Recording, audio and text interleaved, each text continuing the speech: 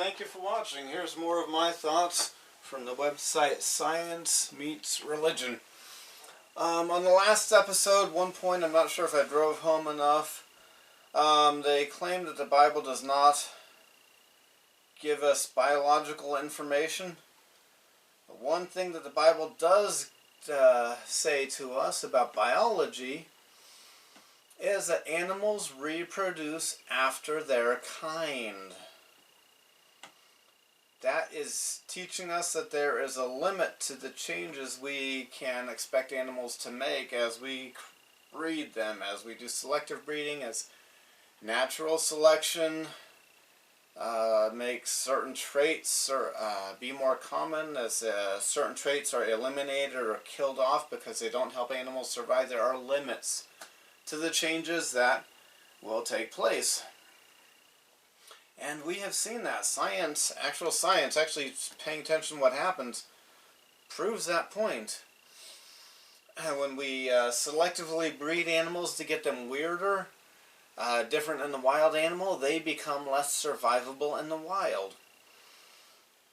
Okay, next essay for me to look at and share my thoughts on is Big Bang cosmology in conflict with Judeo-Christian theology? Introduction. The Big Bang is a name given to the origin event of our universe, which scientists now date at roughly 13.7 billion years ago. In the early minutes of the universe as currently understood by scientists, all fundamental particles of matter formed in the four fundamental forces assume their current forms. For additional details in the scientific details of Big Bang cosmology theory, see Big Bang. There's a link to a different essay on the same website. Okay. How can you call it scientific to say something happened that we have never seen happening? Matter getting smushed together in an infinitesimally small dot never has been seen. It deserves some other name other than scientific. Maybe religious, maybe philosophical, but more of his essay. The Big Bang cosmology attracted a great deal of attention from theologians due to its resemblance of the ex nihilo, from nothing, creation of the universe, and thus many theologians have asserted that God is the agent who set the universe into existence at the Big Bang. And then he quotes somebody, yeah, but the Bible never says God created ex nihilo. That's something that some Christians are pushing onto and forcing into the Bible when they read it, or they're interpreting it in there, but it's not in there anywhere. It's at all. They don't take mental steps to find a way to see it in there. They do mental gymnastics. They do some very serious pushing, metaphorical pushing to push that in there.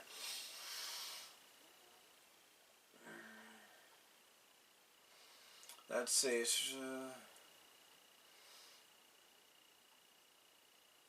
However, there are some significant difficulties with such interpretations. To begin with, the Big Bang cosmology offers no comfort at all to those preferring the traditional creationist worldview, since it describes the origin of the universe some 13.7 billion years ago, far older than the creationist timeline. In addition, the theological identification of the Big Bang with God's creation is something of a thinking stopper. It leaves numerous big questions unanswered. Why did God design the universe with the properties it has? How did the design and creative process transpire? What physical principles and or laws were employed?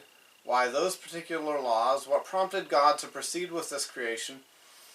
What was God doing before the Big Bang? Has God created other universes? Where? How can God have any further communication or connection with the creation once the Big Bang is set into motion?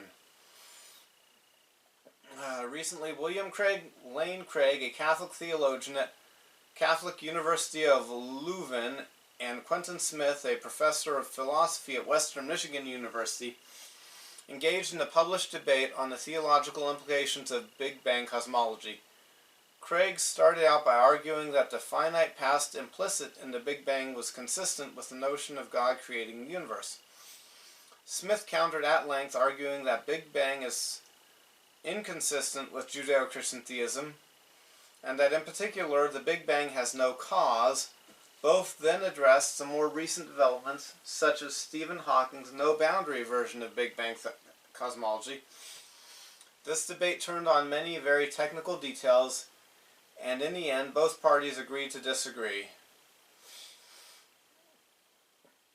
Similarly, Canadian-American physicist Lawrence Krauss, in his 2012 book, A Universe from Nothing, Why There Is Something Rather Than Nothing, provocatively argues that modern physical theory suggests that, indeed, the universe could have arisen from a random quantum fluctuation, thus removing any need to hypothesize a supernatural creator, but other researchers are not so sure. Noted physicist Alexander Vilenkin argues that all current theories still demand a beginning. Okay. This is... maybe I don't agree strongly or much with... don't disagree. Wow. This seems like a reasonable essay, unlike some of the other essays on this one webpage. Okay, some debates illustrate the difficulty in trying to wed religion with some particular scientific theory, and what if the theory changes? This is underscored by the recent rise in the multiverse cosmology.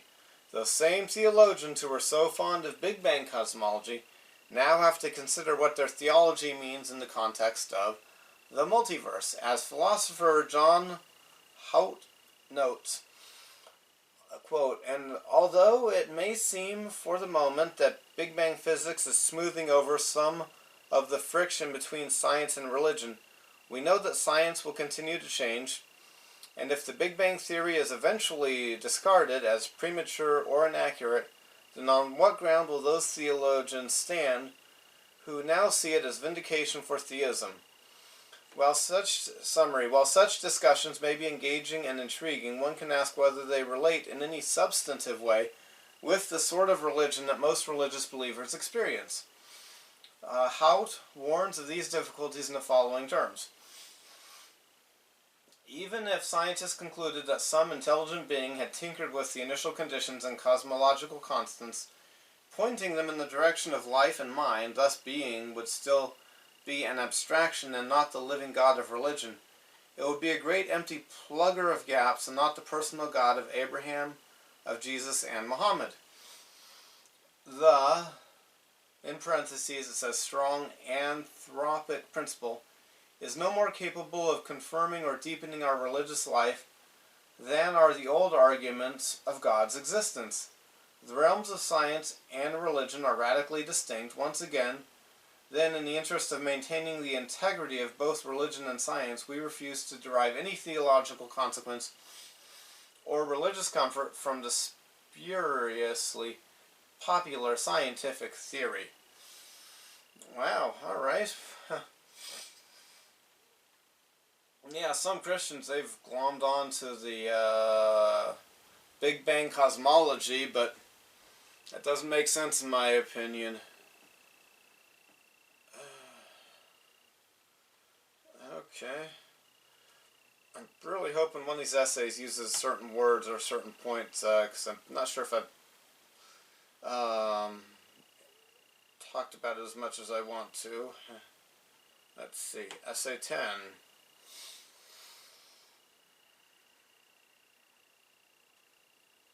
Alright, here's one of those essays I disagree with. Okay. Is the scientific view of creation in conflict with the Judeo-Christian theism? Okay. I've already got a problem with this because I'm guessing from previous essays I've read about him, when he says scientific, he does not mean what we learn by observation and testing.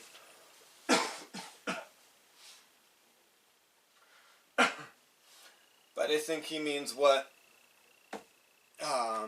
people who call themselves scientists say, that will get you ridiculed if you don't believe it.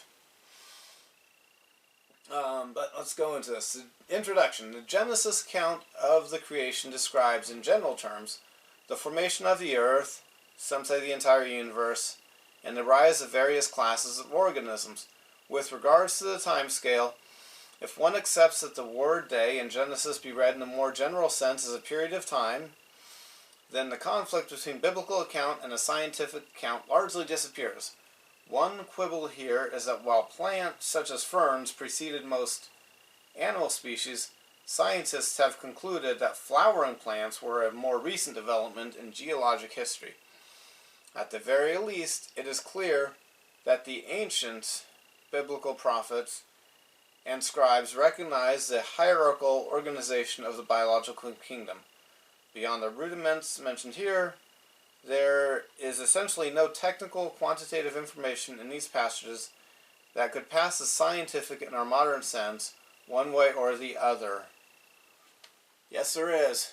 It's the witness of the events telling us what happened. And science is finding out what, learning by observation. So if you have a witness describing something, that is scientific. Okay, nonetheless, many are troubled by details such as the vast difference in time scale suggested in these passages, and thus continue to hold a very traditional, literal Bible view of creation. In 2014, a Gallup poll found that 42% of Americans believe that God created humans in their present form within the past 10,000 years. Ken Ham of the Creationist Organization Answers in Genesis expresses the concerns of many, quote, millions of years of evolution not only contradicts the clear teachings of Genesis and the rest of Scripture, but also impugns the character of God, end quote. Creationist John Morris further sees the literalness of the six-day chronology as a key to the dispute between Scriptures and evolution. Quote, the real key, however, for resolving the creation/evolution controversy is in the study of the age of the earth.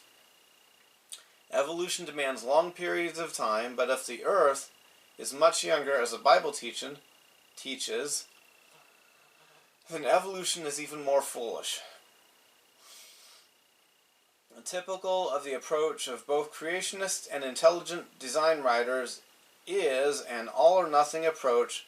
One must accept either the evolutionary worldview as literal, face value, reading of the Bible, but not both. Creationist Albert Mohler, for instance, ridicules attempts at crafting a theistic notion of evolution, quote, as a direct attack on biblical authority, end quote. An intelligent design writer, John West, argues that Darwinian evolution is fundamentally incompatible with theistic religion. Creationist James Truck insists, quote, this is an all-or-nothing proposition, there's no middle ground to stand on. Either you believe every word, or you might as well throw out the entire Bible, end quote.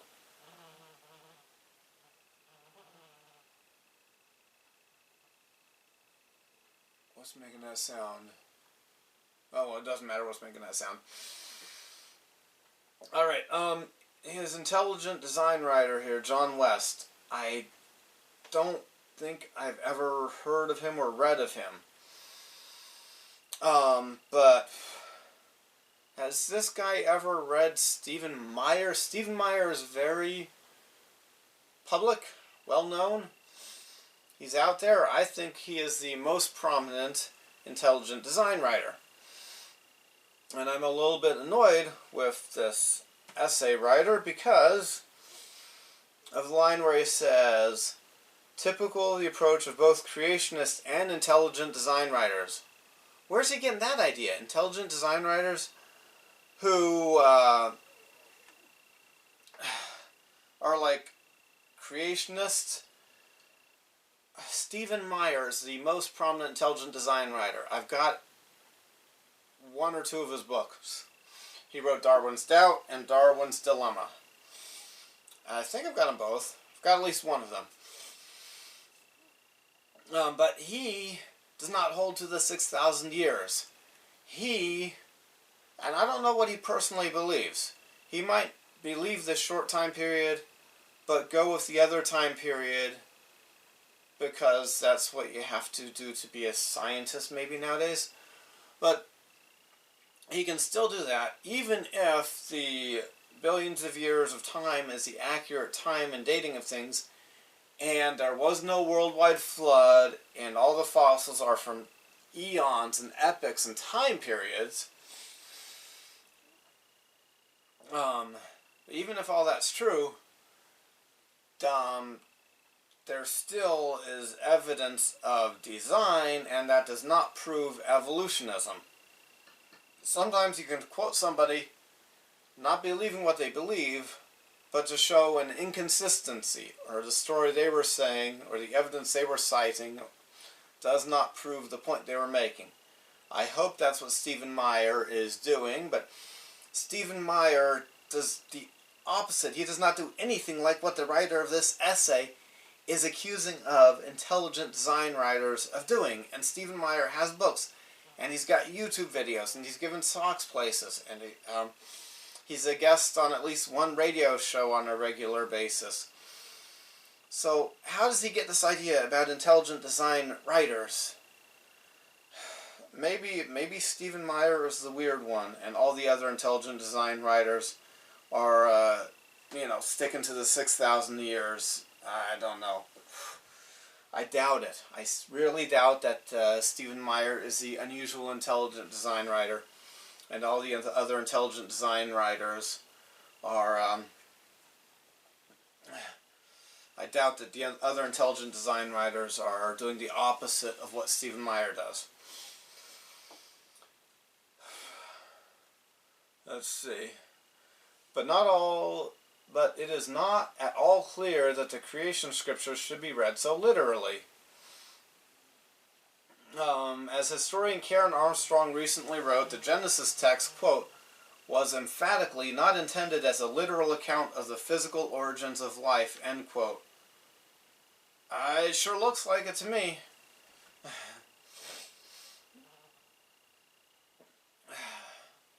Wow. Catholic scholar Marcus Borg has elaborated on this idea as follows, quote, in Christian thought, the Genesis stories of creation have been an exceedingly rich mine of mythological and theological meanings. They treat the great themes of God as creator, God/world relationship, the nature of reality, human nature, and the character of human existence, end quote. But he continues, quote, the only literal statement in Genesis 1 is, God created the heavens and the earth, end quote. Wow. No, if that's not literal, then it's not teaching us about God as a creator. Theistic evolutionists are not calling God a creator. They're calling him somebody who sat back and did nothing while things happened. And relationship. What relationship? What relationship if he's not the creator like it says? Wow, this guy doesn't make any sense. I strongly disagree with that one. Oh boy. This realization that the biblical creation scripture should not be read so literally is hardly a new idea. St. Augustine wrote basically the same thing 1600 years ago. So he's got a quote from St. Augustine saying that basically the science of that day was different than what the Bible said, and we needed to not take the Bible literally or people wouldn't want to become Christians or something like that. That's my summary of it. Okay, in spite of writing the historical canon, many medieval theologians had held a rather traditional view of the cosmos and creation. The earth is flat and is encompassed by a circle like a coin, is set on a foundation of pillars, is immovable, and the sun and the other heavenly bodies moving on transparent spheres of crystalline material above the earth. Okay, so he goes through a quote, 6 quotes from the Bible in this essay that claim that cosmology. But then he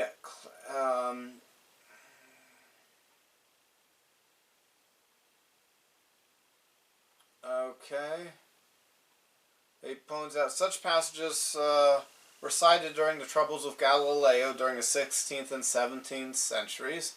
However, even at the time, some theologians recognized, at least privately, that Copernican system, as taught by Galileo, had some merit.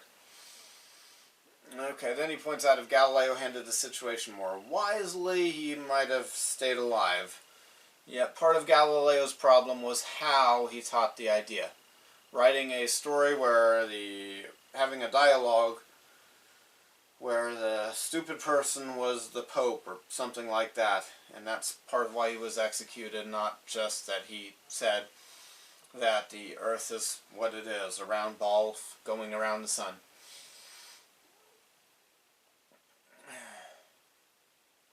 Okay, so then he denounces that,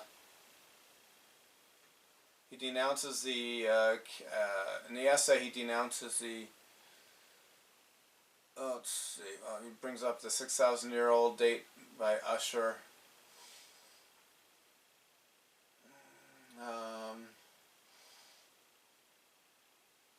Okay, he claimed that in the 1700s, many scholars and theologians took a more flexible approach. French scholar Georges Louis Leclerc de Buffon concluded the Earth must be at least 75,000 years old based on his calculations of the time it would take to cool from a molten mass. But if it was never molten mass in the first place, then you don't need to calculate that. Okay, let's make sure I finish this essay. Biblical literalism in the 20th century. In a Scopes trial of 1925, a teacher was fined, biology teacher was fined a token $100 for teaching evolution. But then, by the overwhelming consensus of both scientists and theologians, but by then, the overall consensus was that the Earth was much older than 6,000 years, and whether or not one accepted the full details of the theory of evolution, the fact that many species of plants and animals have existed on Earth, living and dying for eons, was widely recognized. For example, LDS theologian James E. Talmage, who had been a professor of geology at the University of Utah, was one among those who acknowledged the obvious. Oh boy. Quote, according to the conception of geologists, the Earth passed through ages of preparation, to us unmeasured and immeasurable, during which countless generations of plants and animals existed in great variety and profusion, and gave, in part, the very substance of their bodies to help form certain strata, which are still existent as such. What a fascinating story is inscribed upon the stony pages of the Earth's crust. The geologist, who through long and patient effort has learned at least a little of the language in which these truths are written, finds the pages illustrated with pictures, which, for fidelity of detail, excel the best efforts of our modern engravers, lithographers, and half-tone artists. The pictures in the rocks are the originals, the rest are but copies. This record of Adam and his posterity is the only scriptural account we have of the appearance of man on the earth.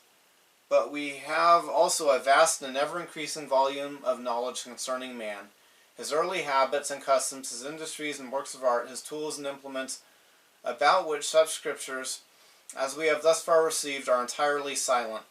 Let us not try to wrest the scriptures in an attempt to explain away what we cannot explain. The opening of chapters of Genesis and scriptures related thereto were never intended as a textbook of geology, archaeology, earth science, or man science. Holy scriptures will endure whilst the conceptions of men change with new discoveries. We do not show reverence for the scriptures when we misapply them through faulty interpretation.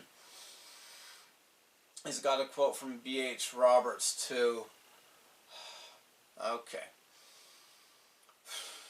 James E. Talmage was a true apostle of Jesus Christ. But he was dead wrong on this one. I'm confused.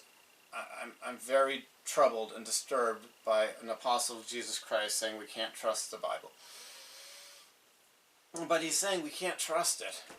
I'm disturbed by him not seeing Noah's flood in all the rock layers. those rock layers aren't billions of years, and geologists are not learning and reading something there. No, they are making up stories. And they're not finding evidence of these massive eons of time that were preparing the earth for us. No. James E. Talmage is a true apostle of Jesus Christ, but he's wrong on this one. He should not denounce this part of the Bible. And it's not resting the scriptures. There's a difference between using it as a geology textbook, but accepting the truths that are there. And it gives us some truths about God creating things, and a worldwide flood. I'm running out of time on my, I think I'm getting close to the end of my memory card. And okay. I got 2 of these essays in. So, is a scientific view of creation in conflict with Judeo-Christian theism?